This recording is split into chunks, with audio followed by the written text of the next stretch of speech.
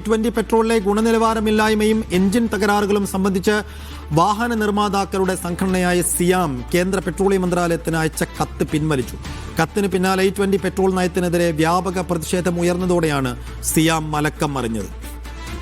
ലാൽകുമാർ വിശദാംശങ്ങളുമായി തുടരുന്നു. ലാൽ, ഇപ്പോൾ ഈ സിയാമിന്റെ മലക്കം മറിച്ചിലിന് അല്ലെങ്കിൽ ആ കത്ത് പിൻവലിച്ച നടപടി എങ്ങനെ കാണാം? എന്തായിരിക്കാം ആ നടപടിക്ക് കാരണം?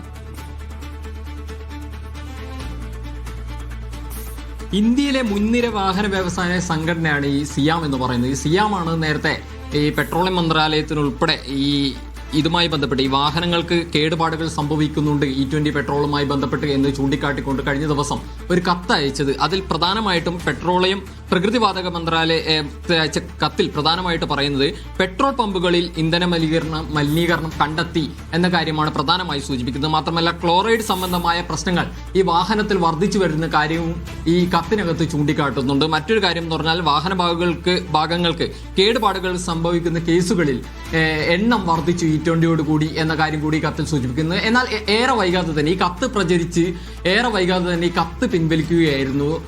അതുമായി ബന്ധപ്പെട്ട് പുതിയൊരു വിവാദം പൊട്ടിപ്പെട്ടിട്ടുണ്ട്. കാരണം ഈ കത്തിൽ രണ്ടാമത് നൽകിയ വിശദീകരണത്തിൽ ഉൾപ്പെടെ കേന്ദ്ര സർക്കാരിന്റെ ഭാഗങ്ങളാണ് അവർ കൂടുതലായി ഉൾപ്പെടുത്തിയിട്ടുണ്ട്. അതിലൂടെ കേന്ദ്രം നിർബന്ധിച്ച് അല്ലെങ്കിൽ ഈ കത്ത് പിൻവലിപ്പിച്ചു എന്ന തരത്തിലാണ് ഇപ്പോൾ ഈ വാർത്ത വിവാദമായിരിക്കുന്നത്. മാത്രമല്ല ഈ കത്തുമായി ബന്ധപ്പെട്ട് ഇത് പങ്കുവെച്ച മാധ്യമങ്ങൾ ഉൾപ്പെടെ ആ വാർത്ത അപ്രത്യക്ഷമായിട്ടുണ്ട്. ആ പേജുകൾ ഉൾപ്പെടെ ഈ വാർത്ത അപ്രത്യക്ഷിതമായിട്ടുണ്ട്. അപ്പോൾ E20യുമായി ബന്ധപ്പെട്ട ആശങ്കകളാണ് ഈ കത്തിൽ പ്രധാനമായിട്ടും പ്രചരിപ്പിച്ചിരുന്നത്. അതൊക്കെ ഈ സിയാമിന്റെ കത്ത് ഉൾപ്പെടെ പിന്നീട് പിൻവലിക്കുകയുണ്ടായി. മാത്രമല്ല അതുമായി ബന്ധപ്പെട്ട വാർത്തകൾ ഉൾപ്പെടെ കാണാത്തൊരു സ്ഥിതിയാണ് ഇപ്പോൾ ഉള്ളത്. അതാണ് കൂടുതൽ വിവാദത്തിന് കാരണമായത്.